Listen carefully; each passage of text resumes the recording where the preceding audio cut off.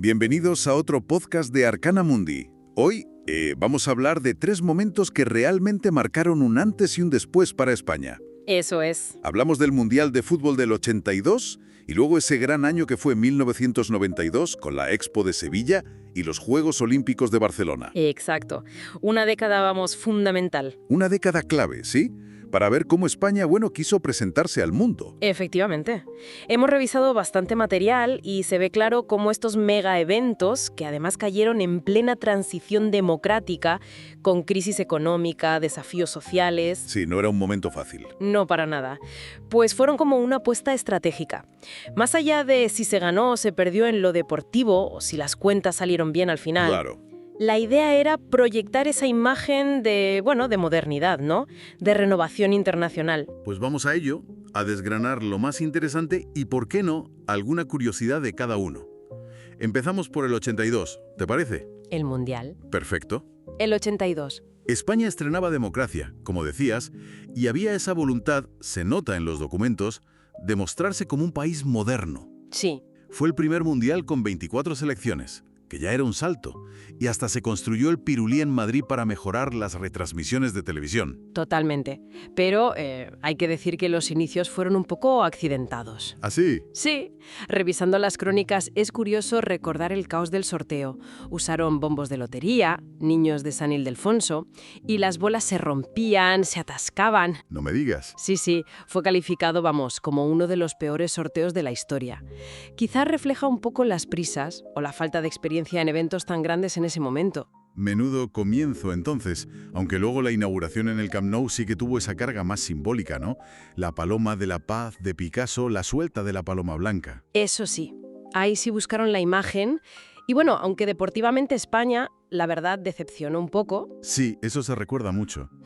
El torneo dejó historias para el recuerdo, como la victoria de Argelia sobre Alemania Federal, sorpresón. Uf, tremendo. O la polémica del pacto de la vergüenza entre Alemania y Austria. Ese partido donde parecía que ambos se conformaban con un resultado que les clasificaba y eliminaba a Argelia. Que fue muy sonado, ¿sí? Tanto que la FIFA tuvo que cambiar las normas después, para que los últimos partidos de grupo se jugaran a la vez, para evitar suspicacias. ¿Y lo del jeque de Kuwait? Sí, que es increíble.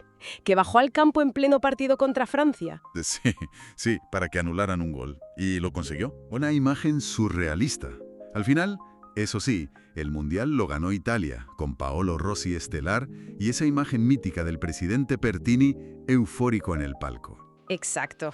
Y oye, no podemos olvidarnos de Naranjito. Claro, Naranjito. Esa mascota naranja que, al principio generó algo de controversia, ¿sabes? La comparaban con la calabaza Ruperta del 1, 2, 3. Y es verdad, algo leí. Pero al final se convirtió en un icono pop súper querido.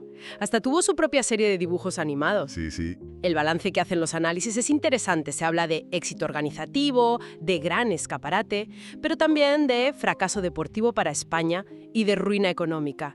Fue una inversión fuerte, sobre todo en imagen. Y saltamos 10 años, a 1992, el gran año. Empezamos en Sevilla, la Expo Universal, el bicentenario del descubrimiento de América como excusa. Como motivo. ¿Como motivo? Sí. La transformación de Sevilla fue brutal. El primer AVE Madrid-Sevilla, rondas nuevas, puentes que hoy son símbolos, el aeropuerto renovado. La ciudad dio un salto de gigante, sí. Se puso en el siglo XXI, digamos. Totalmente. Y los datos del evento en sí impresionan, ¿eh? 112 países, 215 hectáreas en la Cartuja, casi 42 millones de visitas. Una barbaridad. Muchísima gente. Y fue un reflejo clarísimo de un mundo que estaba cambiando a toda velocidad. El pabellón de la URSS tuvo que cambiar el cartel por el de Rusia a mitad de la Expo. Ostras, es verdad. Y Checoslovaquia se dividió mientras estaban planeando su pabellón. Curioso, ¿verdad? Sí. Y la mascota, Curro, el pájaro este blanco con la cresta de colores. Otro éxito. Otro gran acierto popular, sí. Y buscando curiosidades, aparece lo del cementerio de Curro, ¿sabías? Un anticuario que compró cientos de muñecos mecánicos de Curro y acabaron olvidados en una nave. ¡Qué historia! No la conocía. Y también lo del agua perfumada que rociaban, con agua de Sevilla, para refrescar y ambientar, que olía a azarar por todo el recinto. ¡Qué detalle! Pero bueno, más allá de la anécdota, el legado de la Expo tiene sus luces y sombras. Sí. Sí, dejó infraestructuras clave, como el AVE o el Parque Tecnológico Cartuja 93, que sigue ahí, pero el coste, se disparó. De unos 1.100 millones de euros previstos a casi 12.000 millones. 12.000 millones. Una cifra impactante. Hubo sospechas de corrupción, aunque bueno, el caso judicial se archivó. Se habla a veces de una burbuja mágica. Transformó semillas, sin duda, pero la gestión dejó lecciones sobre estos megaproyectos. Y llegamos al culmen de ese año mágico, Barcelona 92. Los Juegos Olímpicos. Si Sevilla se modernizó, lo de Barcelona fue una reinvención completa. Totalmente de acuerdo. La ciudad que vivía de espaldas al mar, como se decía, pues se abrió. La Vila Olímpica, el Port Olímpic. Las rondas que cambiaron la movilidad para siempre. Exacto. Pasó de ser una ciudad postindustrial a la metrópoli global y turística que es hoy. Fueron unos juegos muy, muy elogiados. Samaranch, que era el presidente del COI entonces, llegó a decir que fueron los mejores de la historia hasta ese momento. ¡Wow! Y hubo récord de participación, 169 países, sin boicots importantes, que era algo habitual antes, y momentos muy simbólicos. Sudáfrica volvía tras el apartheid.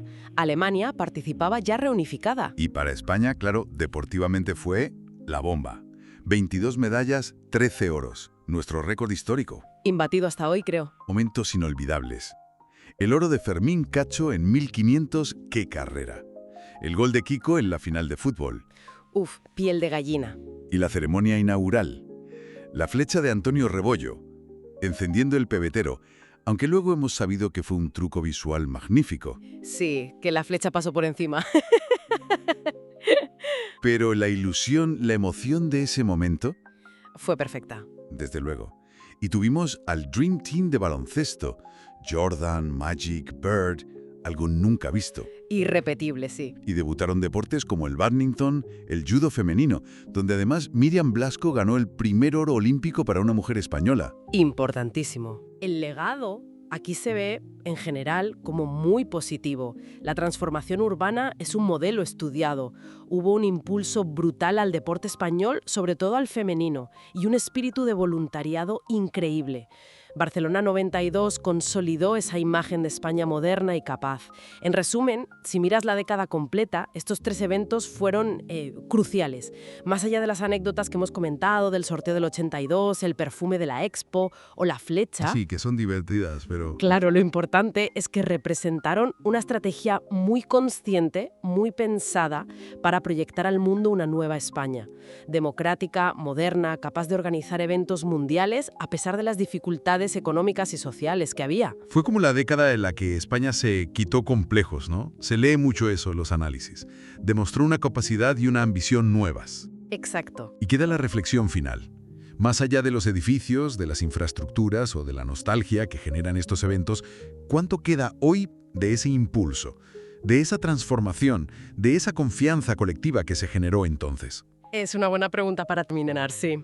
¿Cuánto perdura realmente en el día a día? Sugiere un tema en comentarios y no olvidéis suscribiros para más actualizaciones sobre este y otros temas.